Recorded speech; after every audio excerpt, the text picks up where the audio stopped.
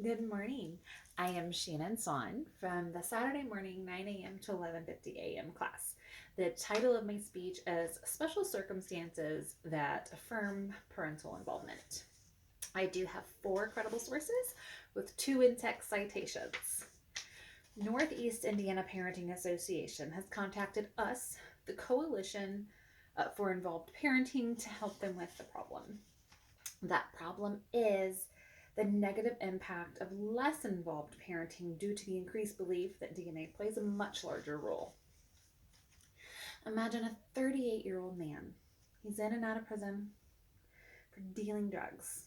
When he's not in prison, he's living his life every day, running the streets, living for his next high. Aside from choosing that life of drugs, he's also a father. The youngest of his children is a 7-year-old little boy. Are we to believe this young boy is to lead a life of drugs also? Are we letting science tell us to just throw up our hands and not help guide him through life because he is already predisposed by his biological father's DNA? Or can we talk about how when a special circumstance arises, positive parental involvement can help guide and shape your child? Even though our DNA is a strong factor in our makeup, it's not the only factor.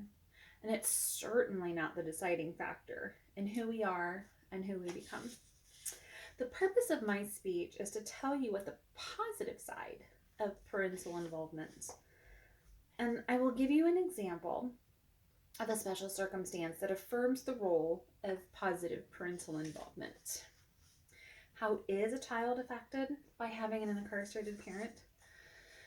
Children of incarcerated parents can exhibit a variety of different conditions or behaviors.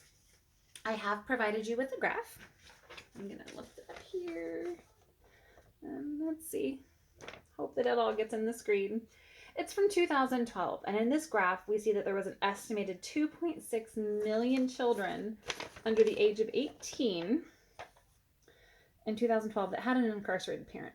Now, that's 1 in 25 kids who live with a parent who is incarcerated. Now that number jumped in 1980, it was 500,000. That's a big jump. That is a big demographic of children that are living that life, living the life of a one-parent household because one is in jail. According to an article by Paula Scamegna, children of incarcerated parents are 3 times more likely to have behavior problems or depression and twice as likely to suffer from learning disabilities and anxiety and ADD and ADHD. Some children may also equate the absence of that incarcerated parent like that as of a death. So we squash that negative thinking. We tell them they are a blessing. Let them know they are loved and they are supported.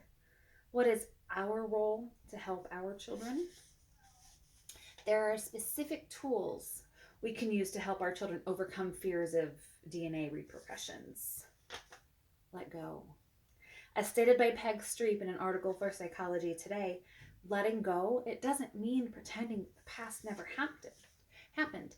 They must learn how to differentiate between the emotions that they can set aside so they aren't stuck in that time or in that mindset. We must give them tools and steps to let go. Recognize you're not at fault. Realize it's okay to set boundaries and learning to build an emotional skill set. And these are just a few tools. We must also teach our children to overcome using, well, I had parents as an excuse to make up for their own bad choices as adults. This is a form of self-enabling. It can help change the view for years to come. I know to be a good parent precisely because I had such miserably bad parents. There is an opposing view to my claim. That view is if you have a parent in and out of prison, you too will be in and out of prison because of the shared DNA. And I'd like to refute this because it's a matter of different choices in different environment. In conclusion, are we just going to give up on our 7-year-old and assume he's got no chance because of one bad parent? Or are we going to practice positive parental involvement to give him the best chances in the long life ahead of him? Thank you.